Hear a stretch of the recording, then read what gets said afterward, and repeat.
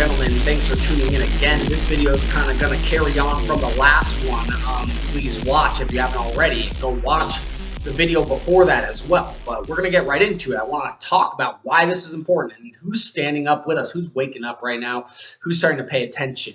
Well, also, this is important because there's real people who are victims out here, and there's crimes against humanity, and it's not just a conspiracy theory. And I'll tell you, I have been seeing this firsthand in a way a lot of people don't, because my girlfriend was forced to get the jab due to mandates. And so then I said, okay, I'll go with you. I didn't want her to have to do it alone and be afraid. So we got the jab. It gave her inflammation of the lungs. It wasn't myocarditis, not pericarditis, not a blood clot, some kind of inflammation of the lungs. She could barely breathe. This happened within 48 hours of the vaccination. And it went on for like 7 weeks, where my girlfriend, a beautiful, athletic, amazing, sweet girl, went from running a mile in 6.5 minutes from like the day before to not being able to breathe, couldn't even go to sleep for fear of suffocating in her sleep, gasping for air, sitting on the couch while we watched TV, suffering for 6-7 weeks. We went to the ER, and you know what they did? They gave her a diagnosis of pre-existing asthma. Oh, so then we'll give you this inhaler here. And then she takes the inhaler, gives her tremors in her hands, headaches, gives her severe chest pain, makes it worse. She could barely even work. And then when she finally said enough of this and she stopped, it started to get better after working it out, but slowly and surely after 6 or 7 weeks of suffering. And what's even worse is that when we went to the ER, I said, hey, can we report this as a vaccine adverse event? This is clearly vaccine related. They said they knew nothing about how to. They didn't know about VAERS. They declined to record it as such. They declined to even let us file a report with them. They just had no interest in that. They actually did acknowledge they've seen vaccine adverse reactions, but that they just don't report them straight up to me in the ER. They don't care. Underreporting is a huge issue with this thing, so I'm a first-hand witness, and I'm angry. I will not stand for this while people are hurt, and luckily it was temporary, and she stopped taking their medical advice, stopped having tremors, stopped having it get worse, and now she's back running, and we're healthy and we're strong, but, you know, I sure don't appreciate that. So, you know, who's going to wake up with us, you know, because people at the top of this pyramid are shilling Pfizer like Trump. But there's some people waking up. So who is that? Let's go and talk about that. And who's waking up? Well, we got Elon Musk here. He's talking about that. He's not even perverted enough to appear on CNN, where they shill all this crap.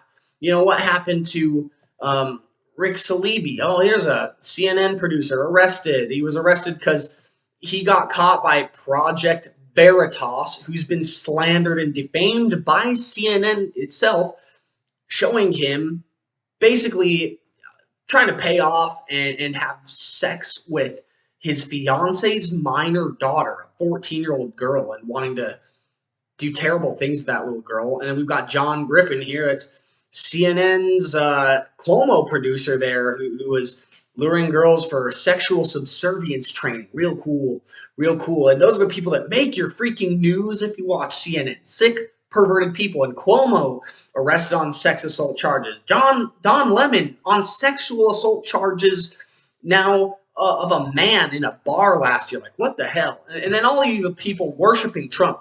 You're a bunch of fools. Stop worshiping this disgusting man. No, it's very tough to besmirch Biden now that he's complimented me. What an ego freak. You know, just shilling Pfizer stock. He said he got the booster, and then he dismisses all of the people that are pissed off because he won't really speak out against the mandates. He just wants credit for making the vaccines. And of course, he shills Pfizer on the regular by name. You know, that's what you're looking at there. There's Pfizer stock just to the moon. I'm sure that Trump's got some of that.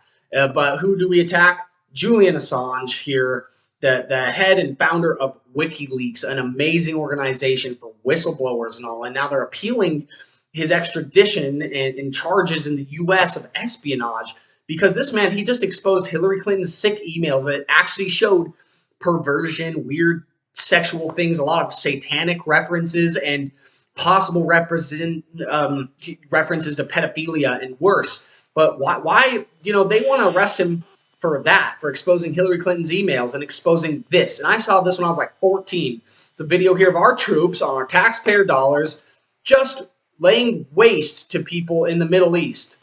They'd already blasted this guy. This is a Reuters journalist right there. This is what we're criminalizing, is people that reveal this. Bushmaster 7, go ahead. Roger, we have a black...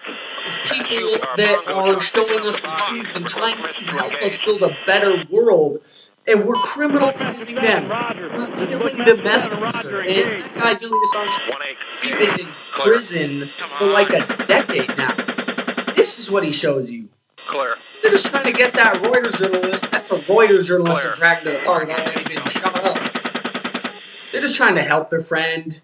Coming around clear. Didn't do a damn thing. This is what should be looked down upon. It says to people that just reveal it to us. I saw this when I was like 14.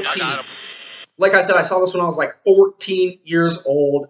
This is what we need to be paying attention to. Wake up, people. Share the news. Spread the news. You know, and what the hell? Stop watching CNN. Stop worshiping Trump.